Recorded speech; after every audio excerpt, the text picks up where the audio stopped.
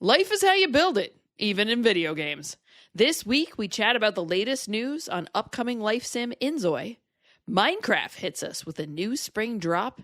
And we finally are seeing the introduction of a standardized accessibility label system for games. Plus, we played Two Truths and a Lie, video game edition, that brings all the laughs. It's a jam-packed episode, so let's get into it. Get ready for the Girls on Games podcast. Your weekly dose of news, reviews, and everything video games. Always served with a good helping of hype and just a pinch of salt. And now, your host, Leah.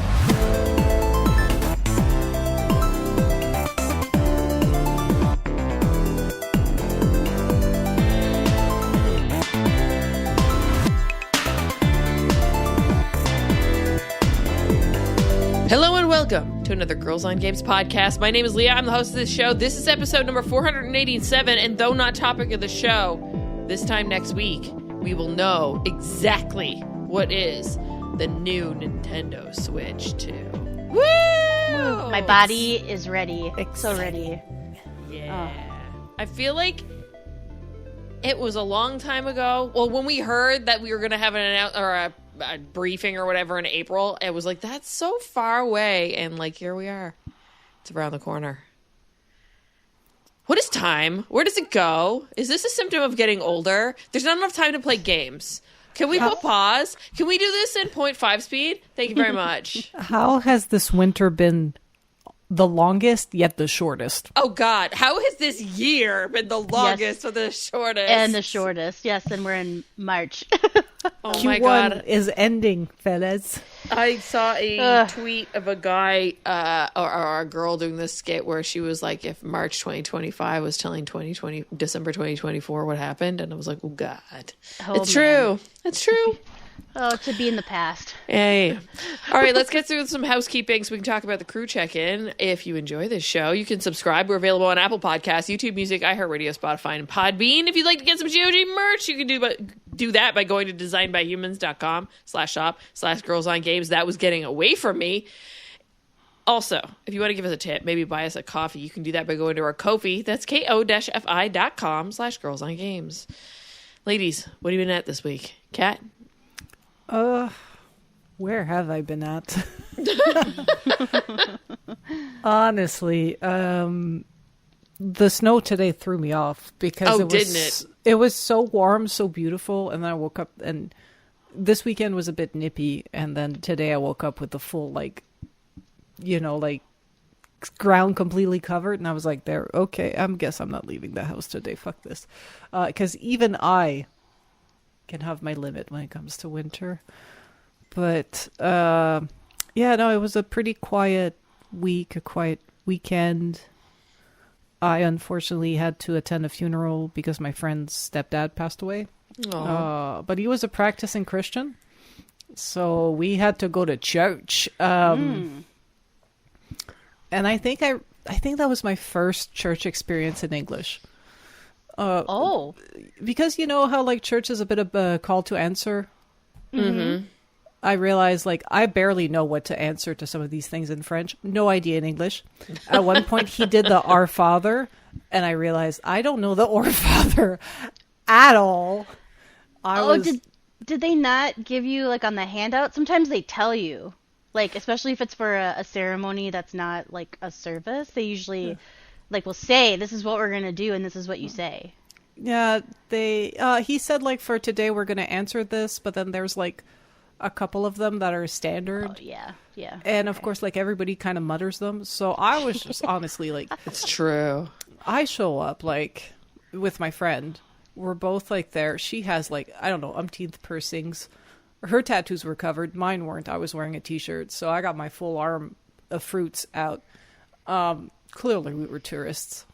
And my favorite part is at the end. I forget what you have the priest and then you have an assistant that kind of hangs around and helps him with stuff. I forget what the name is in English. In French, we call it a bedeau. Anyway, the helper dude grabs the cross out of its little like tripod thing, starts walking with the priest following, and we're starting the procession. And for some reason, in the back of my brain, I remember to like my grandparents' funerals or weddings, or like even like sometimes I've been to regular church, like once or twice. I was like, I'm pretty sure we have to empty the pews and follow the guy. So I poked my friend. I'm like, y'all are the first pew. Like, your brother, your mom, you should do. And she was like, are you sure? And the priest then gets to the end, turns around, realizes he's fucking alone. And he's like, and the priest knew her, right? Because he was pretty tight with the stepdad that passed away. So he calls her by his name. He's like, Esty, you're supposed to follow. And I was like, yeah, it's a procession. Like, that's the one thing I fucking remember. We should have been back there with the priest. Fucking tourists. But yeah, it was a beautiful ceremony. You know, people came and read some words or shared memories of Dieter. And my friends, they had stuff that was written from family. Dieter was from Austria. My friend, her family's from Serbia. So they had a lot of family like in Europe that couldn't attend. So they wrote little things, little notes. So they read a bunch of these notes, and it was beautiful. And after that, we went. Her mom was like, I'm not ready to go home. So we kind of went to a coffee shop because the church is Our Lord Ascension on Sherbrooke. So, you know, there's a lot of nice coffee shops around. We found something on Green Avenue. They had freshly baked croissants, and we were like, you win. We're getting there. We just sat around, talked about the ceremony, talked about Dieter, talked about whatever with my friend, her brother's girlfriend, and her mom. And we kind of hung out for like an hour and a half until our parking meter ran out. And then I went to have dinner with my friends. And they were pretty much in high spirits. And it's just a reminder that, like, sometimes, you know, funerals are an end, but they're not, like, they don't need to be sad. And it does provide beautiful closure. And my friend was like, I'm really touched that you wanted to come. I'm like, I'm thinking back to my dad's funeral, and, like, Leah, you showed up, and all my friends showed up. It's like, of course. And it's like, it just happens that a lot of us moved out of Montreal, and I was like the only one of our friend group that was available. So I was like, I'll show up, and I'll be tourists in church with you because I have forgotten everything. But yeah, but it was a beautiful day, beautiful church, beautiful ceremony, although it was starting to get cold. And also, that night, Pascal went to see the Habs with Simon and nice. A couple of the bros. So I knew, because of that, I knew there was a game. My friend lives in Griffintown, so I knew to leave her house before the third period. Oh, yeah. So that the metro is not bombarded with people. And if you're savvy with the Montreal Metro, the orange line is a bit of a U. And then you have the blue line up north that connects the two branches. So instead of going downtown, I kind of like I went up north and grabbed the blue and kind of skipped the whole downtown, because I was like, if there's a Habs game tonight, I don't want to be downtown. So, but yeah, that was pretty much it. Other than that, Sunday I met a lovely lady that does fostering, so that I could hire her as a cat sitter. For Mexico. For Mexico. Yes. Yay! Okay, cool. Yeah, because the cat, he is old and needs more care than my brother, kind of like rolling in every day or so, filling his food and emptying the litter box. Because he has 4 kids, one of them being a baby. And, you know, he'll do it for a weekend, but I think for 7 days, I was like, you know, I was looking around for friends and stuff, and some could do just the morning, and then maybe this person could do like a couple days, and start to string along a bunch of cat sitters. And then my friend was like, you know, there's a new Uber of cat sitters. I was like, really? So, cool. But It's regular people, and you kind of see who's around you, and then you meet them. And if you vibes, you book them. Is it Rover? Is that called the name of it? Paw Shake.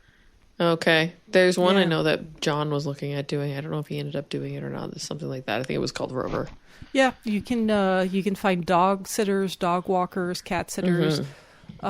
Some people, they'll take the animals in their house. Some people will come to your house. Some people you can hire to stay at your house and house sit as well.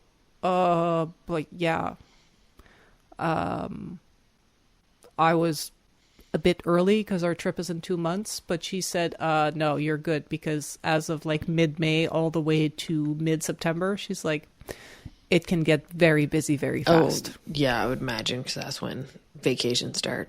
Yeah. And these are people doing this because they love animals, or they're looking for like, you know, a bit of extra cash. So they're not people that can do like 5 cats in a day. They're just people that do like the 1 cat once in a while, right? So she was like, no, you're good to book in advance if you can. I was like, beautiful. Thank you. Cool. But yeah, so I got Mexico sorted out. Last thing to do is just to check my bathing suits. Yeah, I ordered a bunch of stuff the weekend. So I'm waiting for that to come in. Because, yeah, finding swimsuits is challenging, especially if you're not super skinny and need support. And there's not many options out there. And the website that I used to go to order, like, brasiers and stuff, now for some reason is not shipping to Canada. They said since last September when they redid their website. I don't know about that.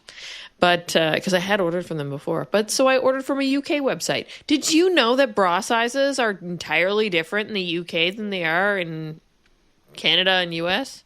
100%. Entirely different. 100%. Yeah, the measurements are all, everything's different. Yeah. Super different. Super different. So, yeah, I had to go look up conversions and all this kind of stuff for that. Because they use letters and numbers as well, but they don't exactly line up. So, Yeah, it's confusing. Welcome to women's clothing. yeah, like, ain't that the truth? roll the dice every single time. Indeed. I've measured myself many times, and you know, and then I use whatever converter. Yeah, I'm just like, I'm ordering for the United States. I'm like, bra measurement converter, and then I'll put like the inches of this and this. It'll pop out like, you know, the number of the letter. If I'm ordering from Europe, I'll put the numbers in centimeters, and it'll pop out another number. And I'm just like, please and thank you. And it's already a challenge, and I'm not gifted at all. Like, I am in the small to medium size, and even then, half the time, it is a fucking guessing game. yeah. So I can only imagine for you ladies that are Yeah, it's a struggle. exotic sizes who are Joelle, higher what up do you- in the alphabet. Yeah. Joelle, what have you been at this week? This week was really busy. Had like trainer on Monday, HOA meeting on Tuesday, therapy on Thursday. From the HOA meeting? Wow. And then I actually did do something on Saturday. A friend came over on Friday night. We just kind of ordered in and had a girls' night and hung out. And then Saturday I went to my niece's volleyball tournament. Oh, fun. And I played volleyball when I was in high school and middle school, high school. So this was 2000 and like I played from I think 2001 through 2004.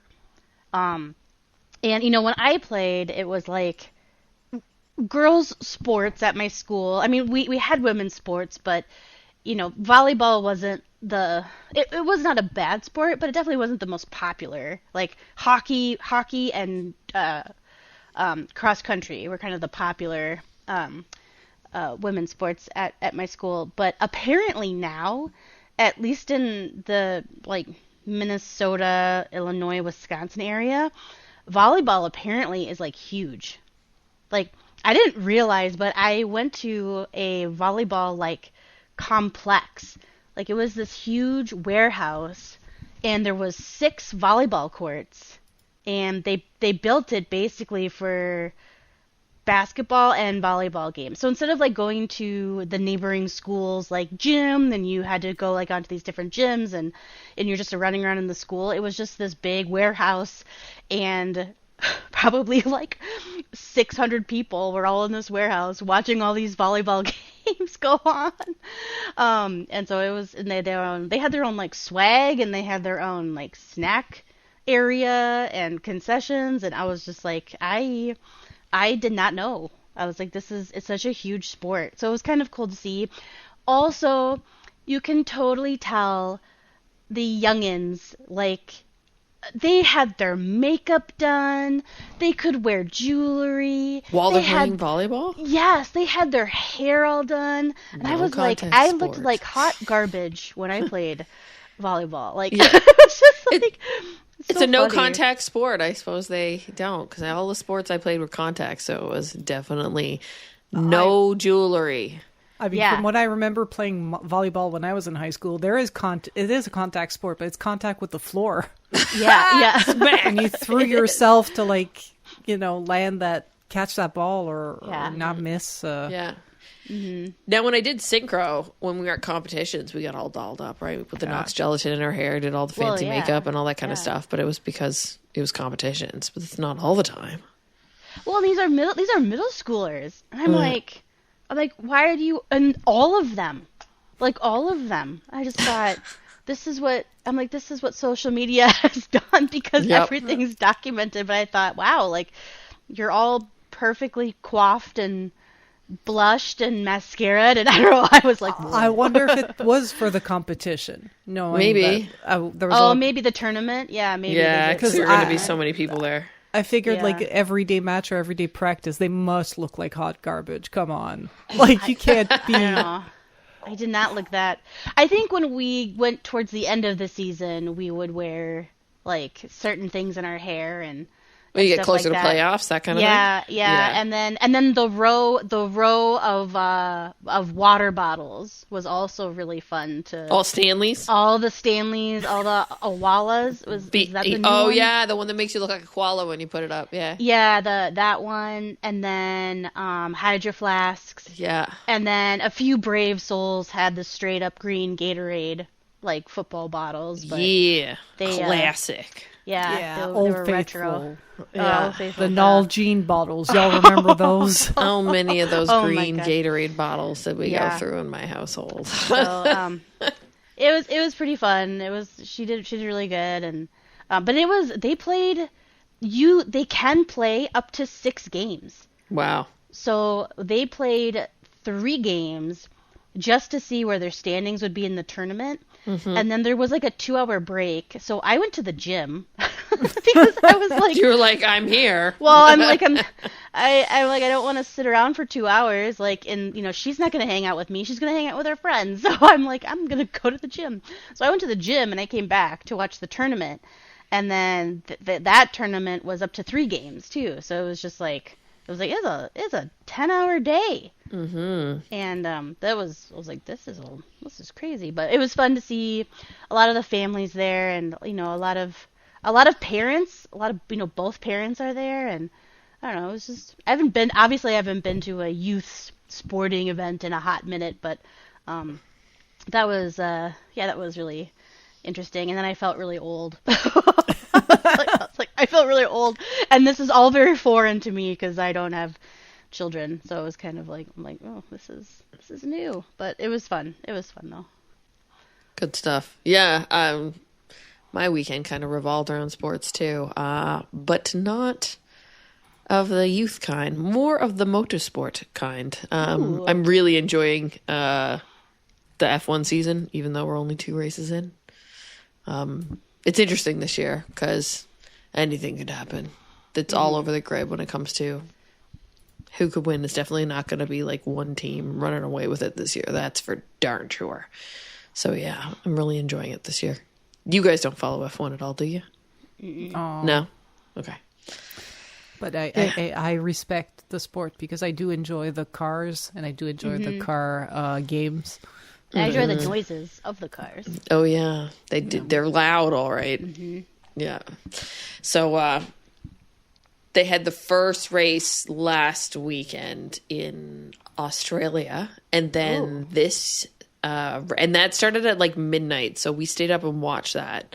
And then this week, it was actually 3 a.m., so Mike and I were like, forget it. So we woke up at 9 a.m. and watched the replay because we pay for the F1 TV thing, so we can watch anything back. But they also had a sprint race, which is also really fun too, because it's like no stop, keep going. Well, you don't have to stop, no mandatory stops, but it's like shorter, but still like there's still points involved and all that kind of stuff. And there was just like lots of drama the weekend, and people all over the standings, and teams getting disqualified because the different things. And yeah, it's just, I love it. The drama's great. It always helps too that like to get you into the season, a new episode of Drive to Survive comes out and kind of like recaps the previous year, and I'm just like, all right, bring it on. Yeah. All right. What was that British show around cars? Top Gear. Top Gear. There you go. Oh, Frank, those guys are hilarious. Do you watch that?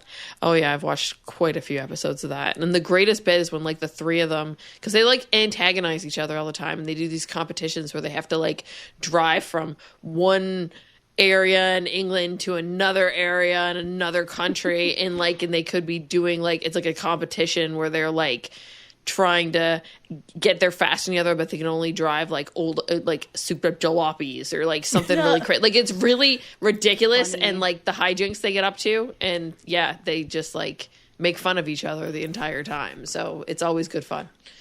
Yeah, that show's great. All right, let's look at the Fantasy Critic before we get into what everybody's been playing on the podcast league front. Points this week, nada.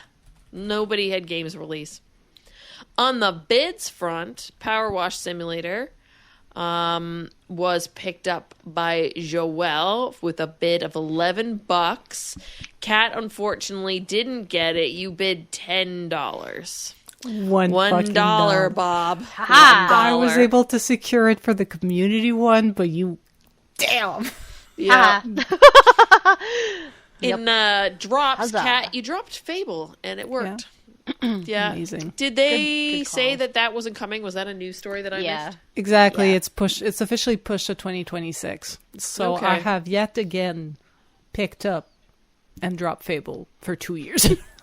We'll just keep going with it. Just keep going. Yeah. Mm-hmm. So I don't believe the rank has changed at all since last week. So me in first, Kat in second, Joelle in third. On the Community League, 3 games released. Apologies. Altia Yumia, The Alchemist of Memories, and The Envisioned Land. Wow. What a name for a game. So that is Fred's game. He has a critic of 80, so he picked up 10 points.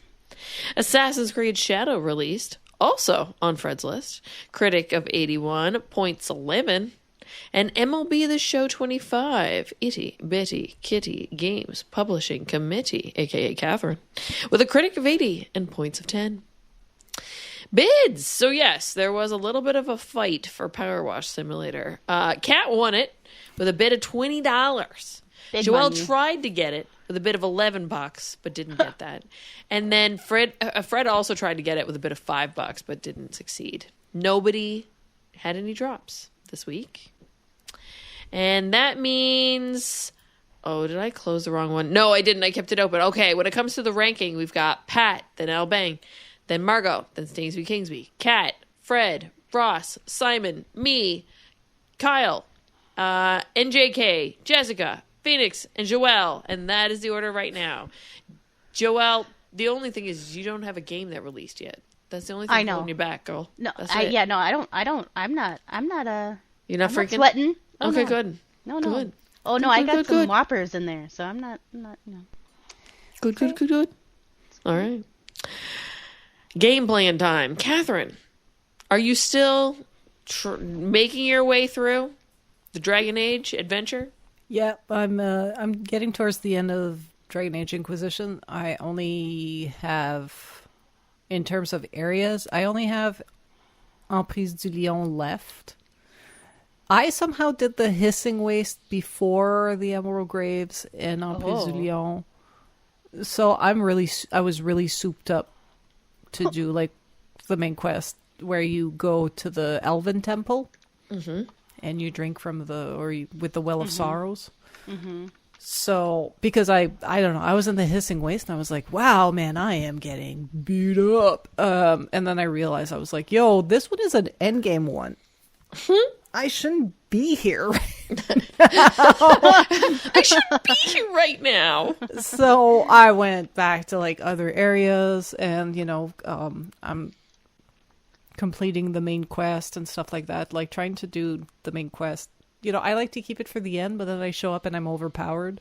And then last week I talked about my build not being happy with it. I found a build online for a Knight Enchanter, and I'm really happy with it.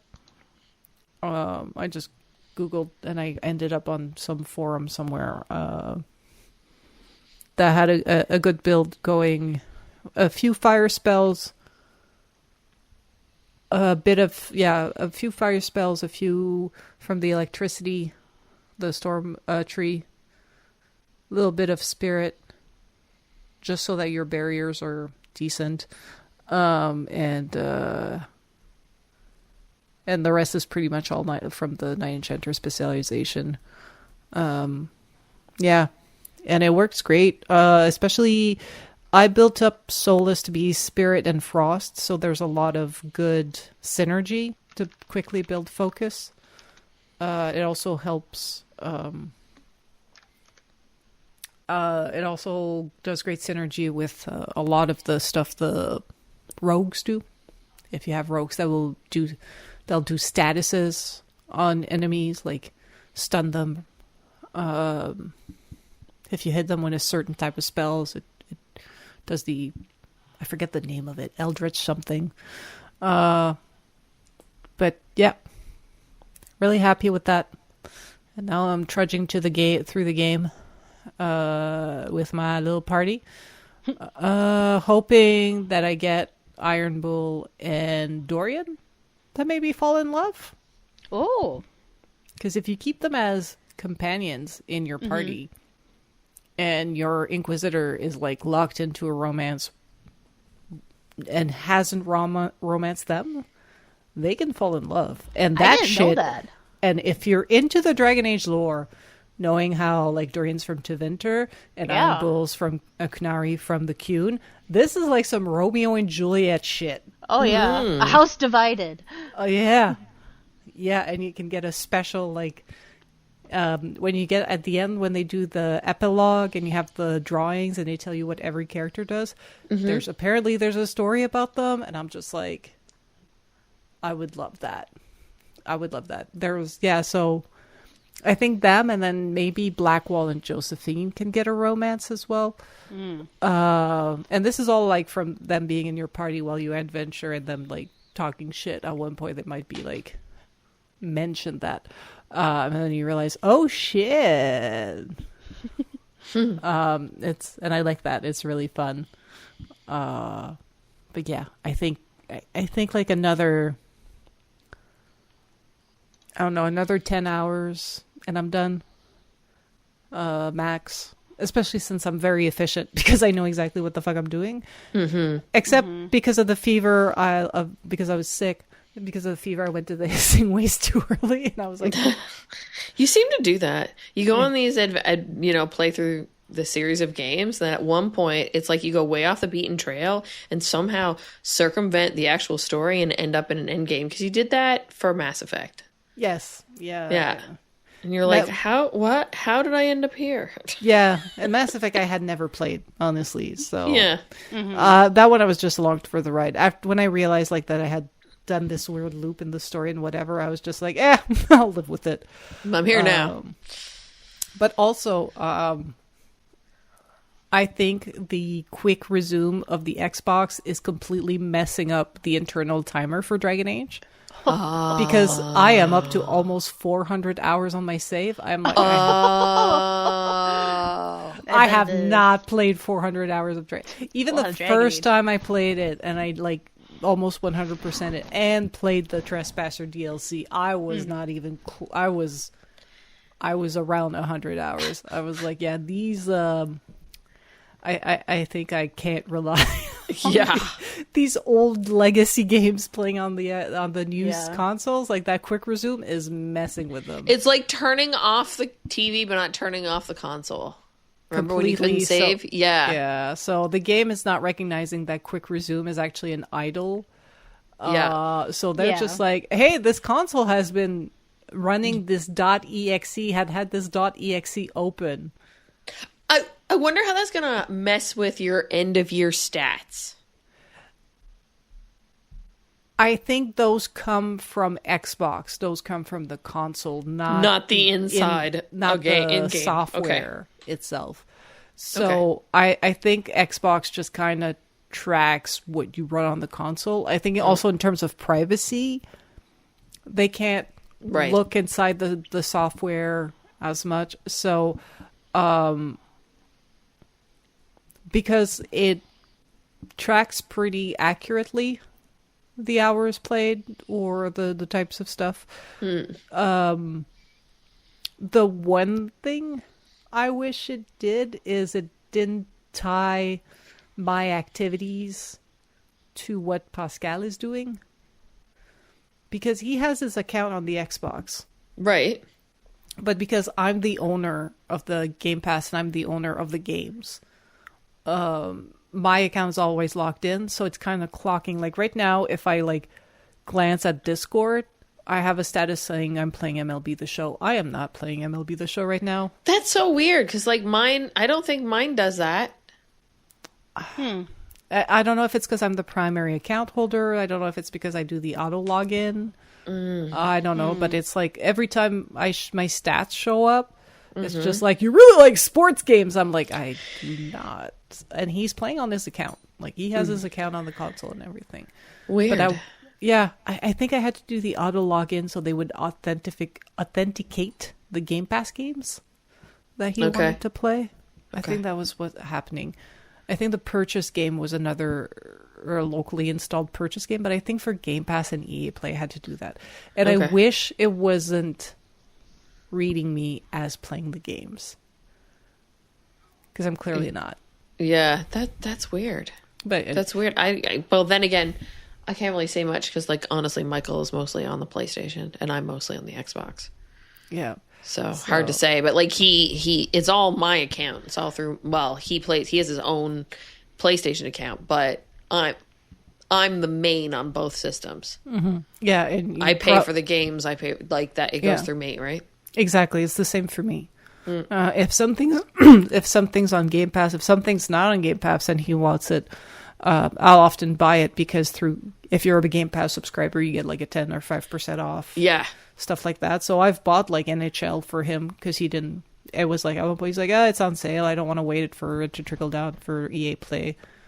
So I was like, all right, I'm the one with the Microsoft account. I bought it. Yeah. So we get in the same situation. So I've kind of like given up on the Xbox end of year. I look at them because they help. Like when we had this discussion, I'm all about vibes when it comes to tracking my game, which is like, I don't know what I played. Exactly. So when we do the end of year wrap up, it does help.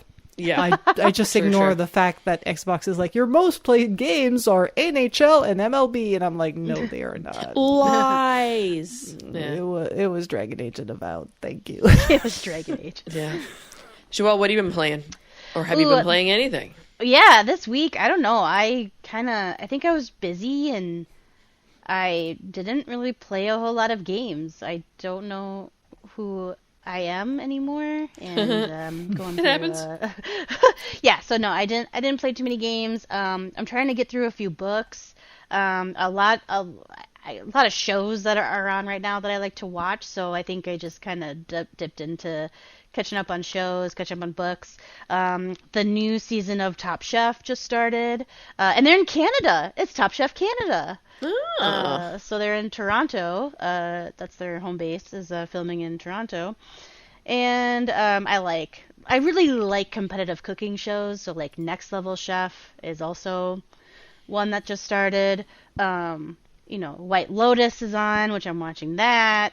And of course, like Mythic Quest and Survivor. So I'm just like, there's all these things I'm trying to kind of catch up on, and I got a few books for like book club that I'm reading, and it's called The Wager, and it's a tale of shipwreck, mutiny, and murder. It's a book about from the author of Killers of the Flower Moon, which was a movie that won. It was up for Oscar. I don't know if it won or not. David Gran is the author, and it's a story about a real ship called the Wager, and it's shipwrecked, and its captains, and like the mutiny that ensued through the shipwreck.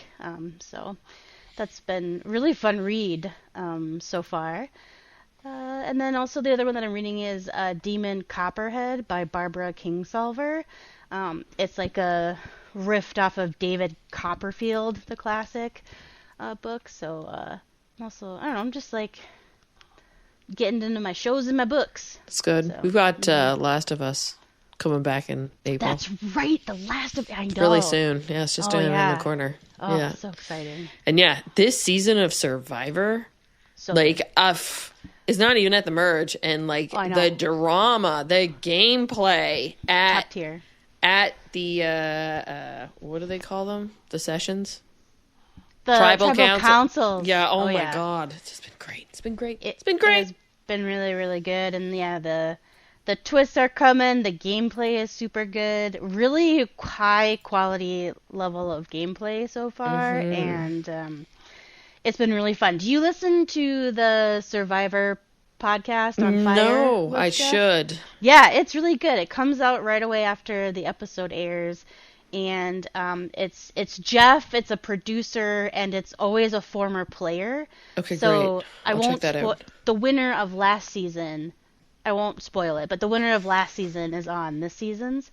So it's really cool to get the perspective from the player, and they go deep behind the scenes. Like, I've learned a lot about the show, which is really fun. Sweet. So yeah, it's a good one to check out. It's usually like 45 minutes. It's pretty quick one. Yeah, like half a GoGcast. Yeah, that's right. Half a GoGcast. That's how we do time right now. What is it called? V-I-V. On Fire. On Fire with Jeff. Okay. Yeah. I'm already following it. I just haven't had a chance to listen to it. Okay, I'll listen to that later. Cool. Before I get into talking about Assassin's Creed Shadows, I've been thinking about, because last year when we went down to Mexico, I had prepped and had already started Dave the Diver. So I didn't, because I don't know about you guys, but like when I'm on an airplane, I'm like, I'm going to start a game. And I have this like, almost like decision paralysis, or like I can't get focused. So I already have to like have an idea and have that scratch that itch in advance and like then play the game. And then I was looking through my catalog of like what's coming up that I'll be interested in playing, and obviously it has to be on Switch because I need something mobile.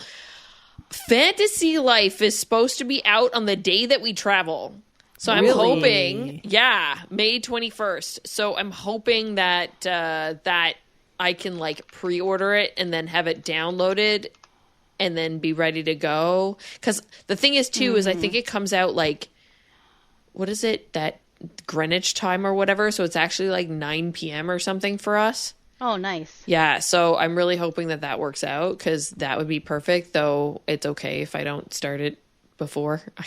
I might start it the night before, as long as I'm not up to my eyeballs in packing, I suppose. But yeah, I'm really excited about that, because like that got delayed and for the longest time did not have a release date, and then it was only when I was flipping through stuff, like looking at it, I was like, whoa, it actually got a date. Did I miss that somewhere? So yeah, that's exciting, because I love the last one. It's taken them forever to make another game. So yeah, look forward to it. But yeah, Assassin's Creed Shadows. I am in love with this game. I am taking it so slow because it is scratching the itch that I've needed to scratch for a while, where it's like, ooh, look over there. Ooh, look over there. Where I have to get it out of my brain when I'm playing these games. Pardon me. Just play the story, because they will take you to all the key points, and then afterwards you can clear out the map. Because my problem is I go and look at all these places, and then afterwards the story brings me right back there again. And that keeps happening. Yeah. Yeah, man, I am into this. It is the sneaky stabby that I needed. I am playing like so stealth. That's all I'm doing. Like frig fighting people. I'm just gonna, if I end up in a brawl and I can't stab somebody to death, I'm just going to climb up over a building and hide, and that's it. Run away. That's it. Assassin's Creed I am a coward. Yes. In and out like a true rogue. Oh yeah, every skill point I get, I'm putting it towards like being able to stab harder and sneak better. Yeah, and the story is building. I've already killed 2, because in every Assassin's Creed game, there's like a whole web of like characters they have to it's go a and to kill, list. Right? Yeah, it's like list. Yeah, definitely. I've been striking them off. I've got 3 gone now. Yeah, I have yet to really play as Yasuke, so I'm sure that's coming somewhere on down the line. But yeah, I'm just enjoying it and going on. There's some like interesting mechanics of how they're bringing the story into stuff that I thought is really wild, because like you're playing as Naoe, and then it's kind of like your present day, which is also your past because you're in the Animus and going through one of your ancestors. So like this is just trippy time stuff anyway. But like you find these almost like meditation spots all around different places, and it's kind of how you activate to get into some memory points throughout the story of like how you got here, right? Where you get to like see how you learn to become an assassin or a fighter or whatever, shinobi. And yeah, as you unlock them, you have to like press a pattern that goes along with a gong of the buttons on the controller, and then the pattern starts to fade away, and then all of a sudden it'll like transport you into like a memory that obviously you're reflecting on because you did the meditation thing properly.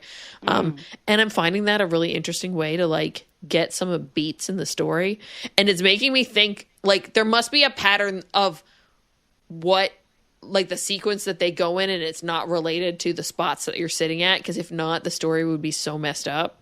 Because how do they know that I went to the right prayer spot to get the right sequence, right? So they must be just playing them in order. But yeah, I think it's a real fascinating way to kind of do the connections, because you're playing with like memory umpteen different ways here, because you're not these characters. You're just living through what these characters experience because of the Animus. And then you're also remembering memories of these characters. So it's just like, it's like Inception. But yeah, I'm enjoying it. It is definitely a very Assassin's Creed game, like go collect things, find things, do challenges that are like, parkour challenges. I haven't really gotten too many battle ones. Very much a go around a base and kill all the characters that are there, and steal all their things.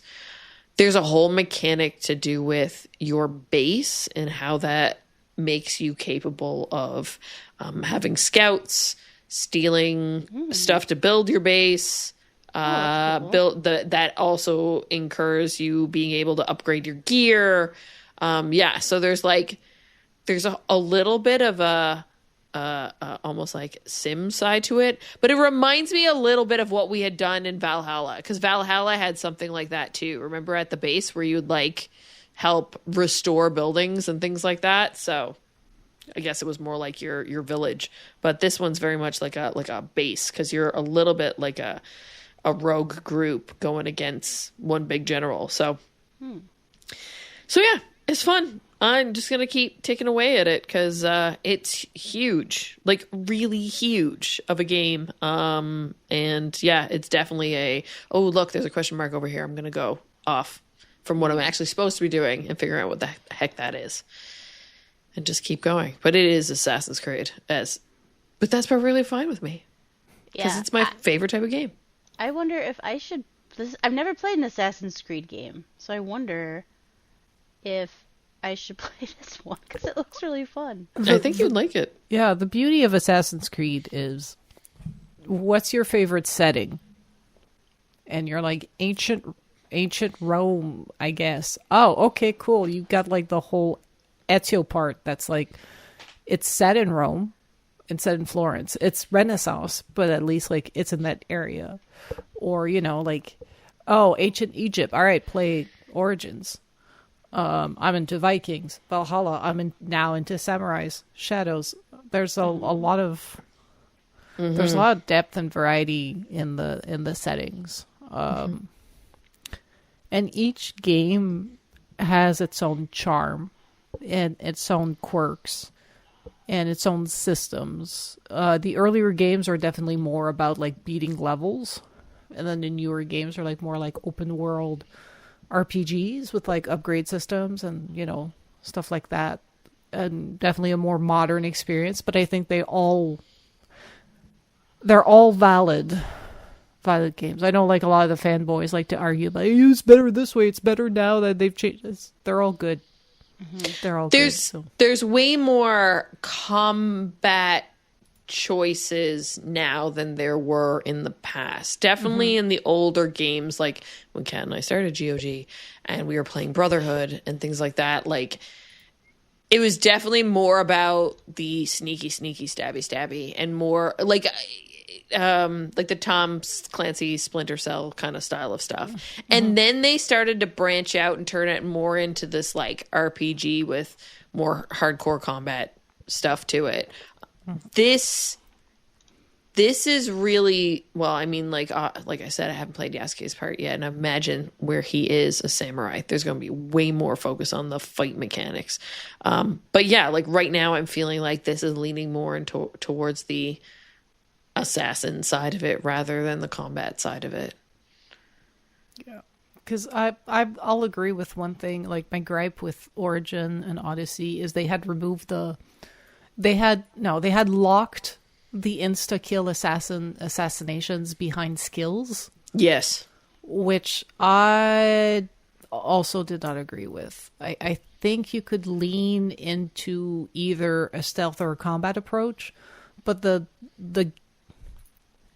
crux of the Assassin's Creed experience is no matter what, you always had a free, like at least a one or a double, sometimes a triple kill. But at least the base assassination would always insta-kill, and you could start combat this way. And I remember, like, at one point you could kill one. If you had a skill, you could kill one and then throw a knife and kill a second. If two were close together, I think some games you had two blades. Yeah, I have that in this game. Yeah. I can do a double kill. Yeah. I remember stabbing one, turning around, stabbing another, and then, like, in a slow-mo sequence... throw a blade, killing a third. Like for me, that was like once they in Origins and Odyssey when they skill locked the at least first insta kill, I was like, yeah, that one is like you could have worked in the mechanic because we've always played this game with this idea that if you place your shit right, you get to a free kill a dude, always. So, but that's nitpicking. Because Origins and Odyssey are still two of my favorite Assassin's Creeds. Yeah, I think you're going to like this one, Kat. It's just nice being out of... I don't know. I didn't connect with Valhalla like I did the other ones just prior. Like, maybe it's just because they did so well. Like, Origins, like, is my favorite. And then Odyssey is close after that. And I feel like there was just something there. I don't know. Maybe it was the story. But Valhalla, I just did not click with it. I don't know what it was. But this one I'm definitely clicking with more. Maybe it's I don't know. Maybe they felt more sneaky. I don't know. I played Origins very much like I'm just creeping around kind of styles. And similar thing, going around, climbing every pyramid. You know, snooping, finding every secret, that kind of thing. I almost 100%ed that game, but didn't completely because it's just so much time investment considering what we do here that it makes it hard. But I loved that game. So yeah, this one's chopping up to be similar. Yeah, I was actually thinking of maybe like next time I need a project would be to finish the Assassin's Creeds I never finished. Okay. So I never finished the first one. I never finished Syndicate. I never finished Valhalla. And I barely played Mirage. Mirage is good. Yeah, I don't know. Maybe the setting just wasn't grabbing me. This one's so lush and pretty. Yeah. So I think that has something to do with it too, is how gorgeous the scenery looks. Yeah. I think I would be able to do it, especially for Valhalla, if I went with the idea of just following the story. Yeah. Mm-hmm. And maybe just stopping to do the grinding and stuff when I feel like I'm falling behind or I'm under level. Or I'm struggling. Because I the structure of Valhalla was there's not a lot of extra shit outside of the story. Like it was...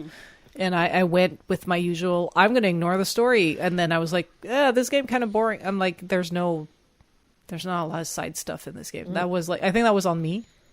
And probably that's why I fell off of Valhalla.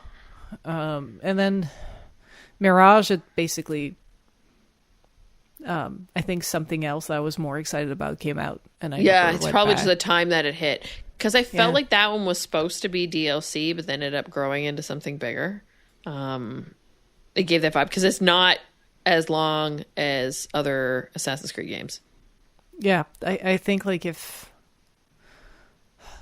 Also, probably if I had finished Valhalla, I'd be more invested because it is a character from Valhalla. It is. Yeah. So, yeah. Yeah. That would be probably my next plan, to see if I can unfinish Assassin's Creed games. But I think like the next one I'll play is definitely Shadows. Yeah, that's the thing. It's not like what you did for Dragon Age or what you did for Mass Effect, where like the story is a continuous thing and jumps one to the other. You can literally go from pace to pace. There are some threads that kind of bring you through, but you already know them, so it doesn't really matter. Yeah, that's the kind of thing that's like it's mostly Easter eggs that are nice for the longtime fans, but that it doesn't add to the lore and the story as much. Like it's very rare that you have a character that makes it through many games, especially since they offed Desmond. Yeah. There's two gripes that I have right now. I find the menu really slow when I'm in the skill tree and I'm trying to click around to go to look at everything and to decide where I want to spend my skill points. And then even when I'm in the menu for the equipment, like some reason, like I'll press down on the analog and it's like it's not registering and it's not going. It's really weird.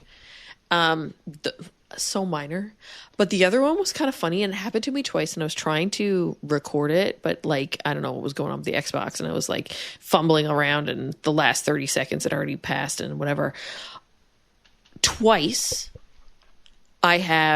once it was a guy who was kind of hunched over and coughing, and the other time it was a guy who was asleep. And I went over to both of them, surprised them, assassinated them. They had spectacular deaths, and then stood back up and started to fight me again. And it happened like 3 or 4 times. And I'm like, what the friggin' A is going on here? Resurrected. Like, I was like, are you a pincushion? So yeah, that happened a few times. So I don't know what's up with that. But I haven't been able to capture it because it's just like fumbling around. Like it's been so long since I attempted to record like a gameplay clip in there. But yeah, that happened twice. And I was just like, and it's always in inopportune moments too, because I try not to kill too much. I try to, and like I'll try and keep the commoners okay. I'll knock them out. But like sometimes I just ignore them and I'm afraid these guys are making too much noise. And then they like die spectacularly. And I'm like, okay, dive into the bushes. And then they stand back up again. And I'm like, oh my God, second coming. But yeah. Oh, I think that's the kind of thing a patch will fix, probably. Probably at some point. So I think one I got early access. The other one was like this weekend. The game has only just come out, so do it for the experience. Yeah, double the experience. I'll try and grab it again because it's just funny. It's just like especially the one on the ground. I go down and I stab him, and his legs, and he's just like whoa, and then he immediately stands up. You're dead. What the hell? I can only imagine the comedy of it. Listen, I played about it. At one point, every time I chugged a potion, it would crash. And my God! I was the tank, so I was chugging them.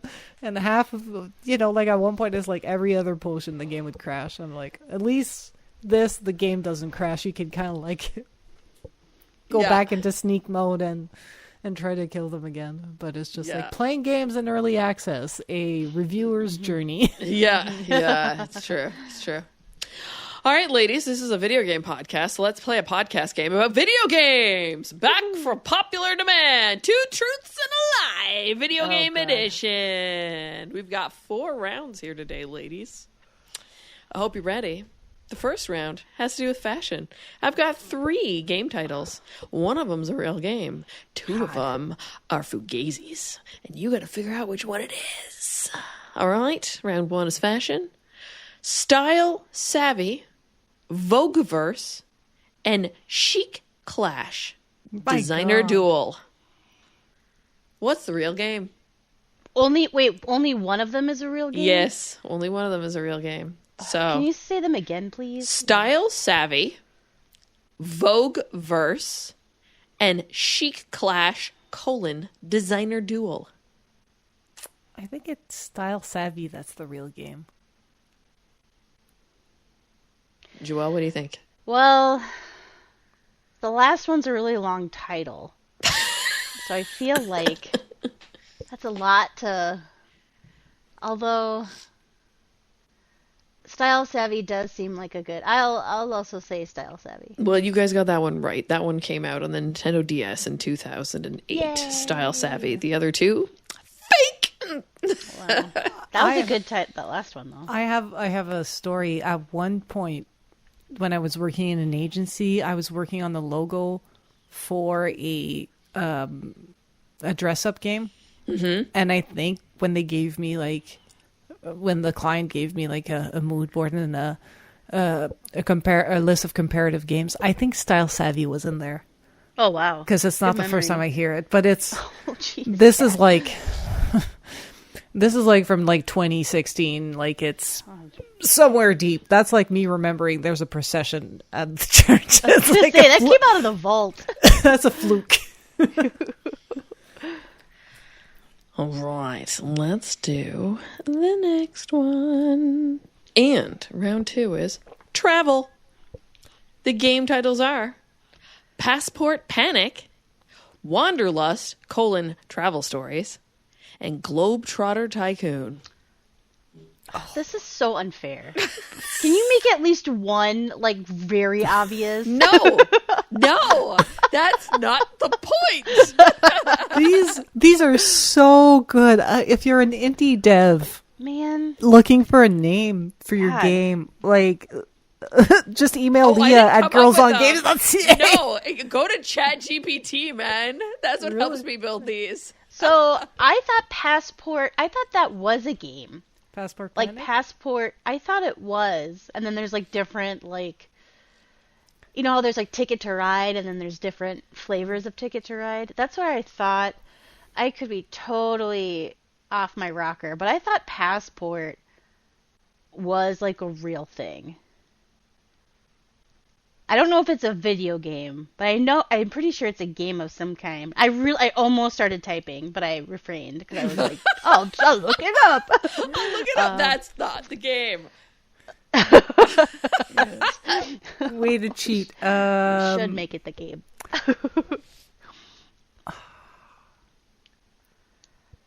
Come on, ladies. Wanderlust makes me think of another game that has Wander in it. There's one that's Mario Wonder. Yeah. What was the last one again? The last title? Globetrotter Tycoon. Oh, that all like. We've hit that level of video games now where these could technically all be video games. I'm gonna say Passport. Okay. I'm gonna say Wanderlust. Kat got it right. Wanderlust Travel Stories came out on Steam in 2019. Passport Panic and Globetrotter Tycoon are not games, but if you make Globetrotter Tycoon, I'd probably play it. I'm looking that up right now. Okay. Did you find anything? Hold please. We can keep going. I'll update. Well, you need to hear the next ones. Are you paying attention? Listening. Are you paying I'm attention, listening. Joelle? Are you? Yes. Okay, round 3. Sports. Oh, God. The names of the games are Blitz Bladers, Turbo Tackle Extreme, and Dog Sled Saga.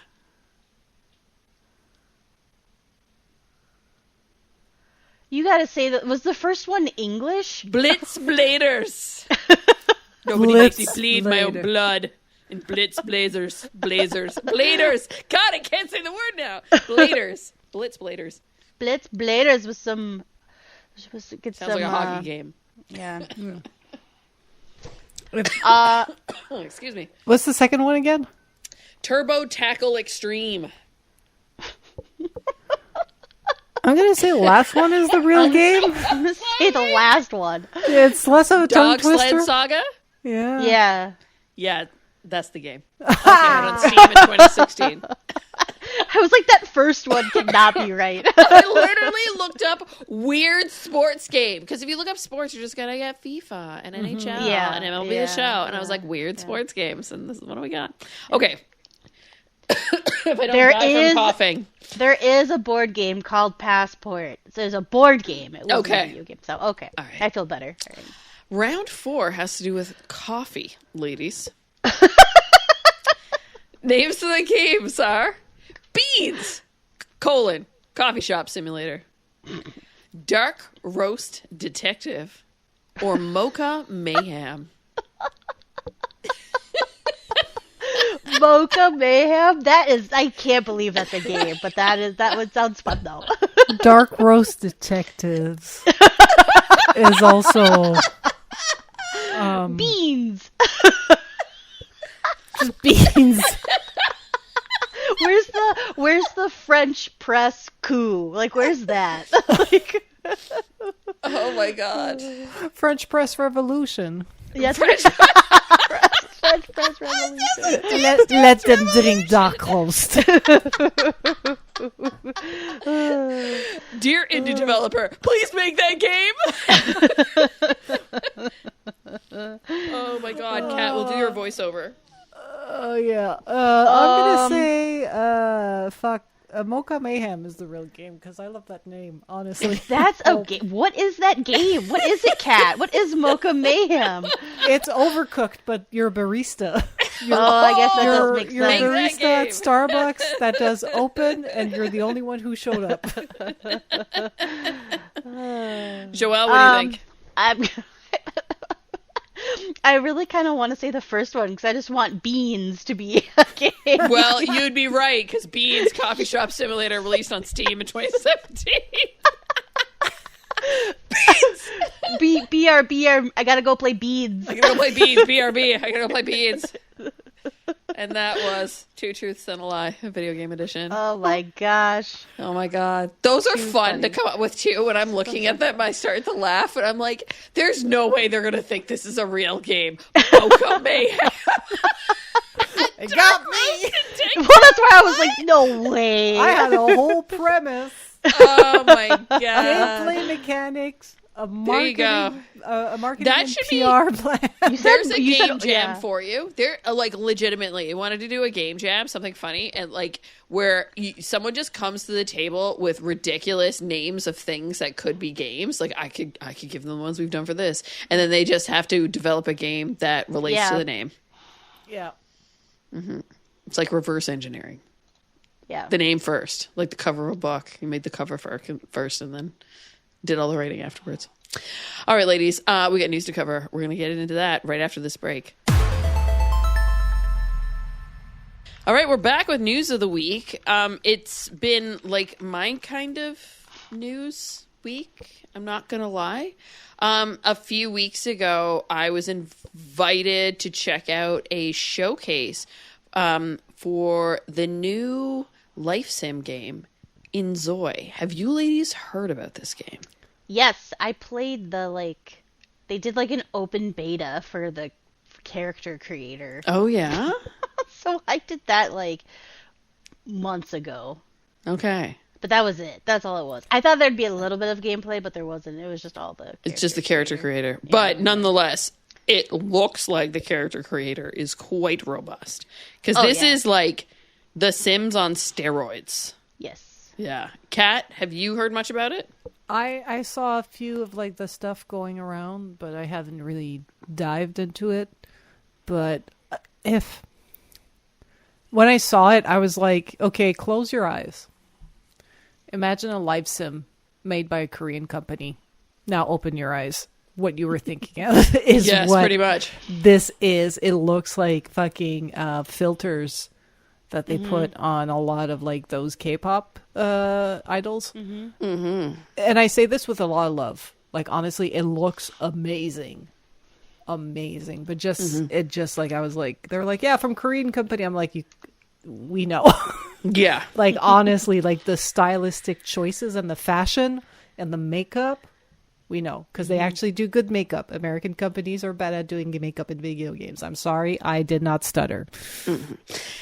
Yeah, definitely the prettiness of the game is going to be something that really differentiates it from other life sim games, because with that more realistic vibe, it definitely requires more power than like the cartoony ones, and like even just like the interactions and kind of the stuff like even like the idea of Simlish, right? Now Sims speak, right? That's not going to happen in this game. It's going to be definitely more realistic, and deaths and things like that will be more realistic. But the details on it. So this game has been talked about or announced for quite a while. But the early access for it actually starts on March 28th. I think they announced the price, but I failed to write it down because that would have been intelligent. But yeah, I mean, it's coming right around the corner for those on PC that have the specs that are able to do it, because it looks like it's going to be a very beefy spec PC build in order to run this thing. It's being developed by Krafton, who actually made PUBG, and Kat told me they also do Subnautica too, or at least bought the developer that made Subnautica, so that's pretty cool. You control Zois. That are the name of the characters instead of, like Sims in The Sims. These are Zois in inZOI. It has a very robust character creator, as we were seeing in the press briefing and also all the YouTube videos that kind of popped up since. It looks like you can literally create yourself in it. It's kind of wild how high def it is, and detailed, and not just in the character, also in like the way you're building and decorating, not just like in a space like your house or whatever and building like the house framework and then decorating rooms, but even the city itself, you have complete control over how you want that to interact, how depending on weather and like natural disasters, and like if you want like a litter everywhere or you want it to be super spiffy and clean and like all that kind of stuff. Like it's kind of crazy like doing foliage and all that kind of stuff, but like when you get into actually building items and the detail and stuff, the things that I was seeing was insane. Like in The Sims or many other, Sims where you get to go in, and I say Sims meaning simulation games, but you get to go in and kind of like craft stuff or choose to decorate. Like I'm playing 2 Point Campus right now, and say there's like an item, I might have like a few different variations on what that item could look like, colorways, that kind of thing. Maybe there's a version where it's kind of green and another one's kind of blue, or maybe like straight up in 2 Point Museum, there's like a decal you can put on the floor that's like one turtle. But then there's another version of it where it's like two turtles and it's almost just like a different color scheme on it. This is so detailed that like, say you're doing your bed, you can change the different color of the bed frame, the headboard, each pillow, the comforter, the sheets, the top sheet versus the bottom sheet versus the bed, the mattress itself. And if you want to, you can put in your own images to make your bedspread look the way you want. It also has an AI builder and 3D modeler in it, so you can essentially create anything. Wow. Like, it's nuts. I have a very important question. Yeah, go for it. There's a cat on the key art. Can I have the cat? Oh, hell yeah, you can have pets. Yes. Yes, you can definitely have pets. Oh, yeah. So, Google tells me that the starting price for this, for early access, is going to be $40 USD. Yeah, that makes about sense. I thought it said $38.39 or something like that was what I heard. But like, when I'm watching so many different YouTube videos, I don't necessarily know where they're from. So what money value they're using. Is it Canadian? Is it American? Is it Australian? Is it British pounds? Like, yeah, they don't always say. I just kind of guess by accents. So yeah, I thought it was around $40. So that means it's gonna be a little bit more here in Canada. Your ZOIs live in cities, obviously. There's going to be 3 cities that they've talked about. 2 are going to be ready at the time of release. One's going to mimic a Korean city, and the other one's going to mimic like a Californian U.S. city. And a big part of it is definitely going to be user generation and AI generation to get really good customization, and then stuff you can upload to into galleries, just like you do in games like The Sims and stuff, where people make builds, character creator, whatever. So you could just your entire time just build cool characters, upload them for other people to go and play with.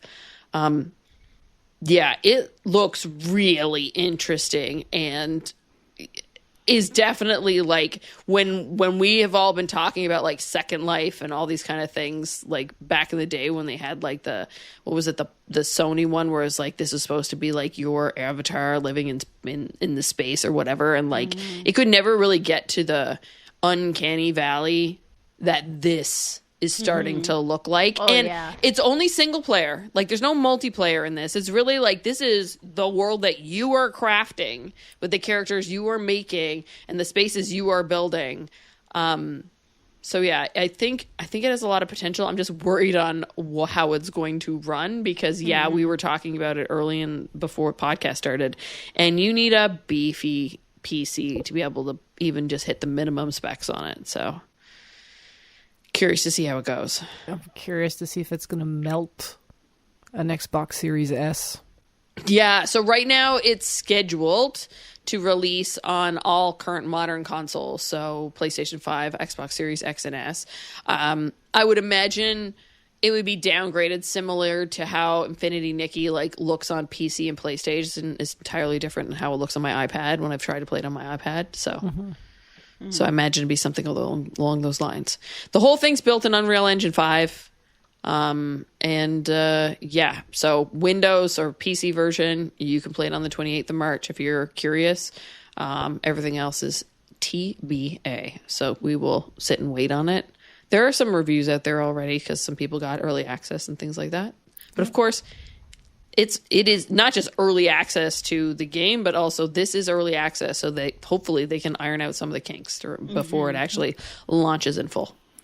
I'm actually very curious because of the AI generative part, like saying, hey, you can upload this and whatnot, like the legal ramification of users possibly uploading copyrighted content. Yep. To make like a Star Wars bedsheet for their ZOI and things like that. I'm really, really curious as what they've put in place for these types of situation, or if it's like, hey, it's UGC and it's not multiplayer, so it's just like in their game. But yeah, knowing Disney, they'll be like, absolutely the fuck not. Yeah, it's going to be interesting to see how that pans out. But I mean, even the thing is how realistic it looks. Like back when Animal Crossing was taking over the planet and people could go in and create like patterns for dresses and things like that. Like, but it was morphed enough because of the limitations of what you had to work with that it was hard to, claim on anything. This is not going to be that case. The idea here is that it looks real. Yeah, because it's users can upload.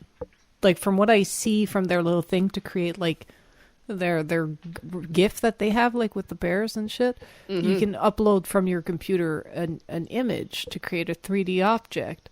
At least for Animal Crossings, like, if somebody wanted to, I don't know, grab the sign of the rebels from Star Wars, the one that Luke has on his helmet, so that you could have a t-shirt of that, people had to redraw it in a pixel grid, right?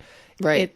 It adds a level of interpretation. It adds a level of labor. Now it's just like upload photo in game. Yeah. I don't know. Sorry, the old web designer in me that had to fight to be like, hey, we can't just grab a photo of Google Image and use it.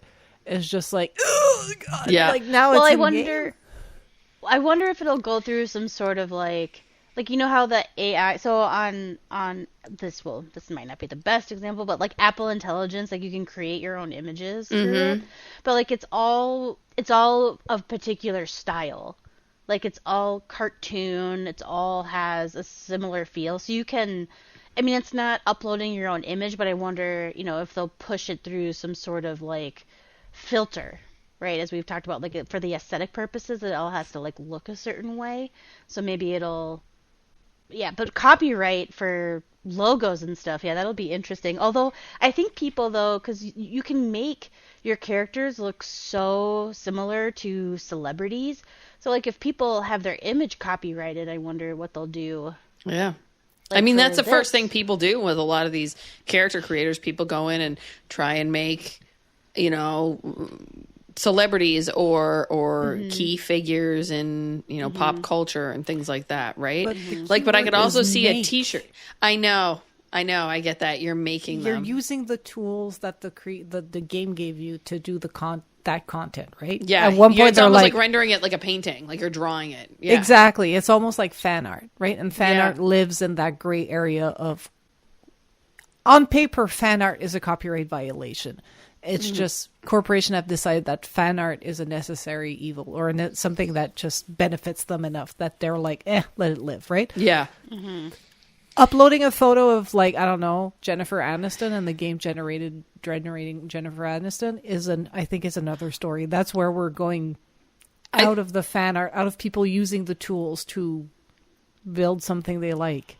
I think more off what would happen is somebody wants a Gucci shirt and then they upload a picture of a Gucci shirt and then your character can wear a Gucci shirt, that kind of thing is where things will get more chaotic. But yeah, we'll just have to wait and see kind of what comes out of it. I mean, I'm super curious just because I feel like it's pushing, it's obviously pushing some boundaries because like we couldn't get a game that looks like this to essentially act the way it's supposed to act without the power of the computing process that we have now. And the fact that they can do all of this customization is because of a lot of AI and user generated stuff and things like that. Like just looking at the building stuff and the menus that they were going through to like change different wood textures and like glossy and matte and all this kind of stuff. And like also I really want to see what the UI looks like and play with it because what I've seen of it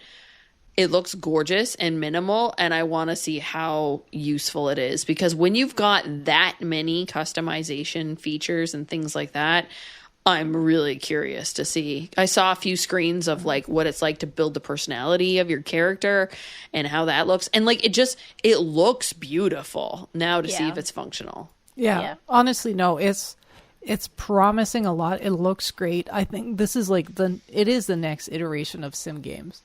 I'm just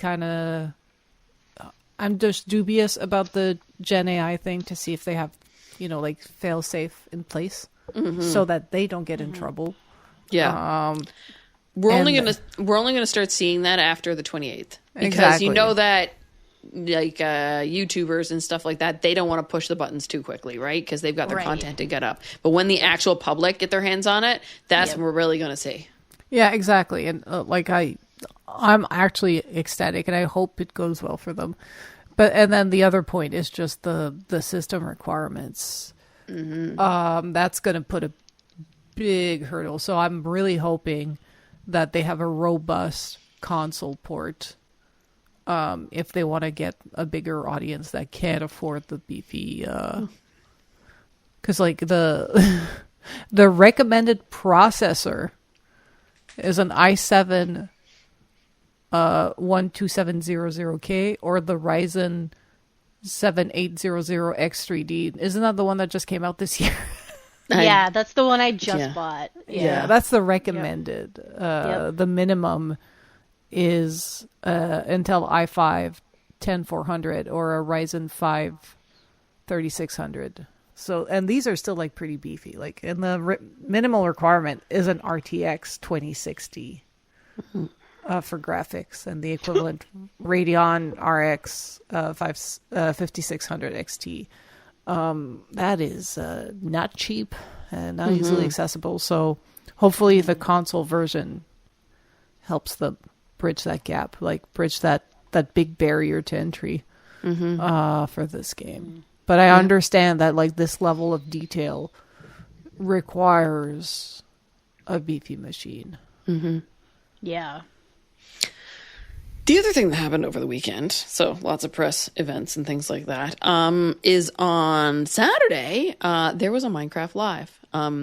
I know you guys are not as in the Minecraft world as I am, but they've been changing kind of like how they've been doing new feature releases and content within the main series, the other games, as they pop off. And of course, the Minecraft movie is coming really soon. It's supposed to launch in April. But yeah, the big thing with this was all around this new way that they're going to be doing what they're calling drops. So like content drops. And the one that lots of testing has been going on as people are seeing stuff kind of like hit in pre-releases and stuff. But they're calling this new one the Spring to Life drop. And it's coming on the 25th, which is really cool that it's like tomorrow from us recording. And then the actual event was on Saturday. So it was like, you know, really quick turnaround. It's going to introduce a variety of updates to the overworld that will make biomes feel more immersive and alive, which is definitely really good. There's going to be new variants of cows, pigs, chickens, new ambient features and sounds like glittery firefly bushes, falling leaves, and whispers of sand. So like when you go to the desert, it's actually going to sound kind of like eerie with the whispering sand kind of thing. They also talked about a second drop that's coming later in the year. They've got no date and no time on it, but there's a new traversal feature that's coming. They've launched a new block called a dried ghast. Now, a ghast is already a enemy mob in the game that you find in the Nether that throws fireballs at you. It looks like a ginormous big ghost, and it cries, and when it sees you, it spits fireballs. Well, this one is not going to be spitting fireballs at you, because if you take the dried gas, which is like the size of a normal block, bring it into the overworld, water it, wait for 20 minutes, when a full day passes, it grows up, and it becomes something you can ride. And it can fit 4 players on it. So you can use it it was really going to help with building, if you're building in survival, rather than in creative mode, because obviously in creative mode you can float. But that's going to be cool. And then like traveling, because they've introduced a bunch of new mechanics around trying to find other players in multiplayer servers. And this is going to be super helpful, because there hasn't really been a way for like players together to traverse the world, and this would kind of offer that. I imagine it's going to be like one person driving, the other people, or 3 people are along for the ride. So that's pretty cool. It's going to be called a happy ghast at that point, because it's no longer crying and spitting fireballs. It is instead your way to soar through the skies. And then the other thing that I was really keen on is that there's a big graphic update coming called the Vibrant Visuals. They've been teasing this for a while. Usually, if you want Minecraft to look beautiful, like the way you see a lot of people with the Instagram photos of builds and playthroughs where it looks like not like Minecraft, it actually looks super glossy and pretty with lots of like particle effects and sun rays and things like that. Usually you're using shaders, and it's on the Java version of the game, which is only available on PC. If you're playing on console or in a phone or something like that, it's usually Bedrock. And what they're doing is they're actually building this in Bedrock to give it that more polished, higher update, HD graphics, you might say. So they're building it in Bedrock right now, and then they're going to be working on Java. They got to figure out a way to get it to work on Java. But yeah, it's essentially like having built-in shaders, which is great, because that's always my problem with Minecraft is I want it to look gorgeous as well as be blocky. And just OG Minecraft doesn't do that. So yeah, lots to look forward to in the Minecraft world. I just love the fact that this game is been around forever, started as a very, very basic thing, and now is evolved and continues to grow and continues to garner an audience. And that's just super exciting. Yeah, the evolution of this game is quite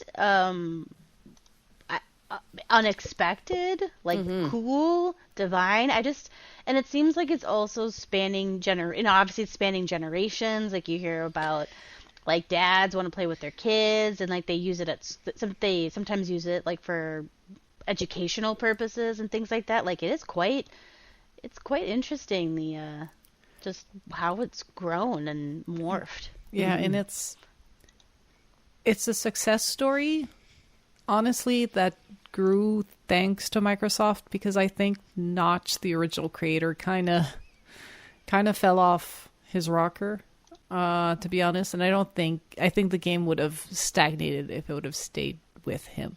Mm-hmm. Unfortunately, he got really ranty at the end there. He was, and he's like working on a new game now, like because I'm following that scene, right? And I hear tales of him working on other games and stuff like that. And really, right now, it kind of feels very like up in the ether, like they're still trying to figure out what's going on. But yeah, I mean, like it's definitely this success where Mojang came in, picked that up, and they have made it what it is today. Like the foundation was Notch, everything else is Mojang right now. Yeah, Notch had a good idea. Mojang had a good like post-launch strategy and things like that, and that is another skill in itself. Post-launch life is so different. Yeah, and I imagine that the amount of work just to build the back-end code so that it can support this constant upgrade and change and everything. Like, they're adding stuff to it like at least 6 months there's a new drop. You know what I mean? It's crazy. The water on some of these, I've just looked up like Minecraft shaders. Oh yeah. The water is nuts. Yeah, if you get Java and you go through the process of installing shaders and texture packs and all that kind of stuff, like, you can make it look pretty damn nice, I gotta say. Yeah, I love the cube sun as well. That's chef's kiss right there. That's hilarious. Doesn't Minecraft have ray tracing now? So there is an RTX version, but it never really went very far, and I don't know how much they update it and upgrade it. But yeah, they did have a whole like pardon me, a few like different drops where they're talking about the RTX version, and you can only play it on RTX graphics cards and things like that. Yeah, but I think they've kind of been like, okay, now let's let that go. We need to go and polish up like the actual game that people are playing on their consoles and PCs and whatever else, and not just lean into one kind of side of it. But it was a start, right? They needed to build everything else and clean up the back end before they can even get into this, right? Yeah, that's incredible. So cool. Yep. Last on the list, Kat has a story that she brought to the table. Yes, so brought to us by the Entertainment Software Association, the ESA, that for the longest time we knew as the people that organized E3. But they're an actual like software association where they do have a lot of work with publishers and studios to better the industry or work on stuff in the industry. So this is a project that they did in association with Electronic Arts, Google, Microsoft, Nintendo, Sony Interactive, and Ubisoft, which is accessibility tags. So remember when you would go to the game store or to rent a game, you would grab the box, you would turn around, and there was always like tags to tell you like the age rating, is this 1 to 2 players, co-op, online, which type of inputs, right? Now they're trying to do this, but for accessibility feature. And there's like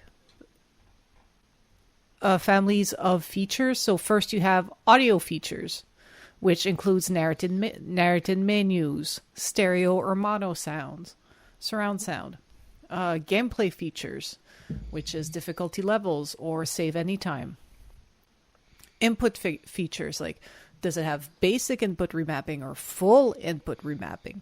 Is it playable with buttons only? Is it playable with keyboard only? Can you play with mouse only? Play with touch only?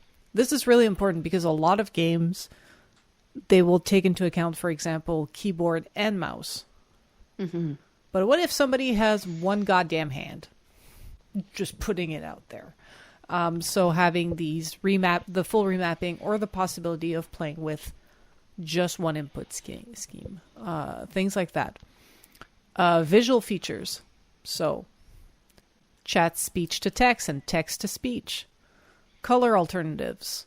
Large and clear subtitles. Large text, camera comfort.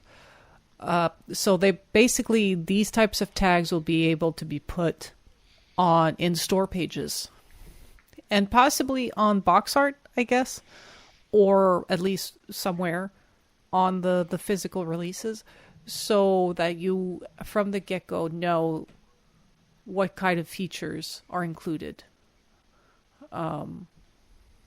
So to know if you can play it. And a lot of like the input features, that's one of the big ones for me in terms of like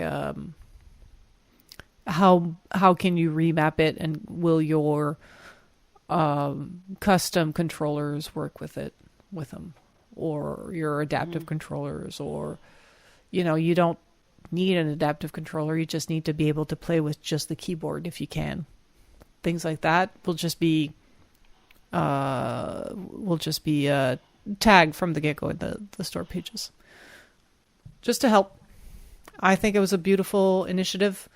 I can't realize it took up until 2025 for them to start putting these things, because like they've been putting things like if it supports stereo or surround sound for like people to know if they can use their like fancy sound system and it'll sound great. But this is actually an accessibility feature for a lot of people. A lot of people need mono sound. Because if you have like surround or stereo and you're only hearing out of one ear, you won't hear the entire thing if you can't put it in mono mode. True. Because they'll be like, oh, the person's on the left, so the sound will come from the left. But if somebody's can't hear from their left ear, then they're just like, what the hell is this? Like, I can't hear half the dialogue. So you need to put it in mono, for example. It used to be support for like old systems, but now it's legit an accessibility feature. Yeah. So I like how they're calling it, and they have this in air quote or quotes, and I'll do air quotes, founding members, the 5 founding companies that are kind of came together as a collective to pull this together. And it's some of the bigwigs, right? Like the one that's probably the least, like I expected, it's not mostly that I expect them to be involved in something like this, is Microsoft. I feel like Microsoft, out of all the companies, has really put it in the forefront. Like anybody can play, or play is for anyone. And, like we've seen like different iterations of like adaptive controllers and all that kind of stuff, and things that they've really pushed forward. The one that I'm actually super surprised to see, Nintendo of America. Because I feel like of all the game consoles, it's probably the least accessible. Yeah. What I hear and see and all this kind of... Ubisoft does a lot. Electronic Arts tries their best. Oh, yeah. Google being involved is pretty awesome. But yeah, I'd say the one that's probably the most surprising is Nintendo of America. Verge asked a bunch of companies too about what they would what involvement for them for implementing the tags. Different reactions. Some people don't have reactions yet. Riot Games wants to put it in there. Ubisoft is going to integrate it. Xbox is going to integrate it. I don't know if they talked about Sony.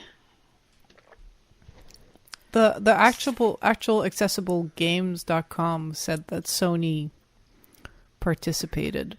Okay, cool. Because they've done a lot when you think about all their first party stuff. But also Sony has a one of the most important storefronts as well.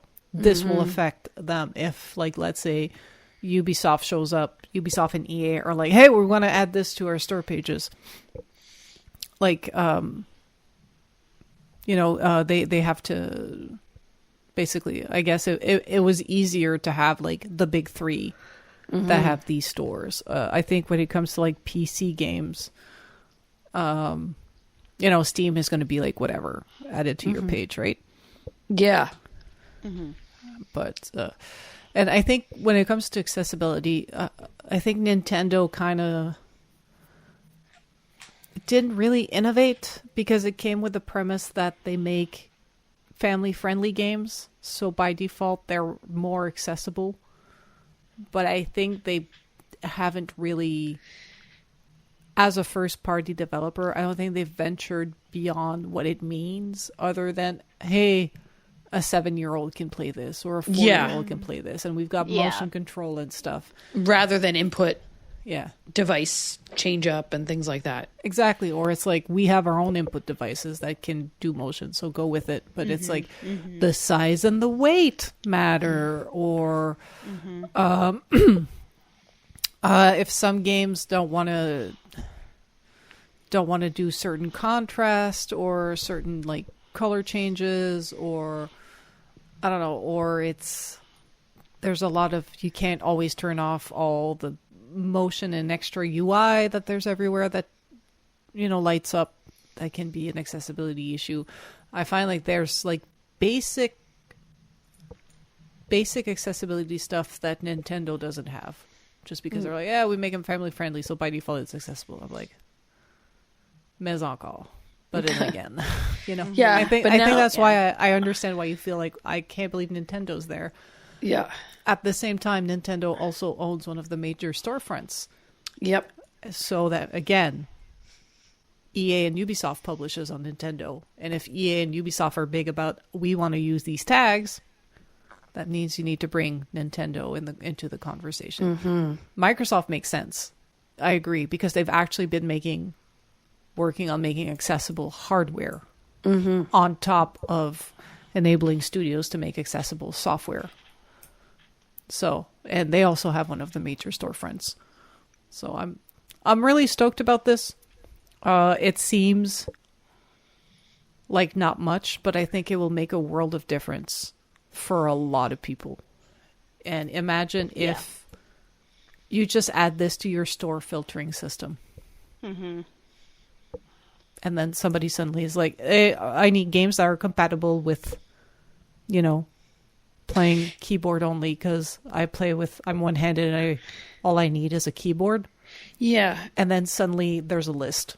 It just makes it people more, like, it doesn't, I don't know if it, like, hopefully it influences team members, developers, and put more accessibility support into games.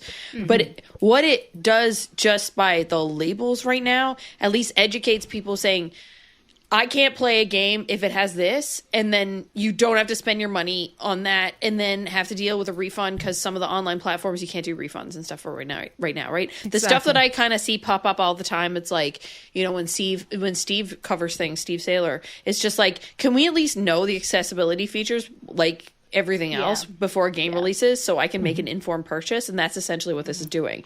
So hopefully they can put labels on it to start, so people know what they can play, and then afterwards they'll start adapting these things, because it's a feature and an important feature to allow other people to access your content. And also, like, I can understand, but literally for indie developers, like your team are 4 or 5, and you see this list of all features, right? Accessibility features. And you're like, we can never get this in our game at launch, or we're not sure we can even get it post-launch. You can front load your game with what you were able to implement. And at least be upfront about it. Like if you don't have the team to do like the full input remapping, because I know this is not easy to do. It's something that big studios do because they have the manpower. They've done custom tools for it and they reuse it, or because they're multi-platform, they kind of have to. And if you're like, I'm an indie developer and I got money from like Nintendo and I'll be publishing only on Switch, and it's like I can't do the input remapping. At least, on your store, there won't be a thing that says input remapping, and somebody that needs it will probably move on to another game. And at least that way we're front loading.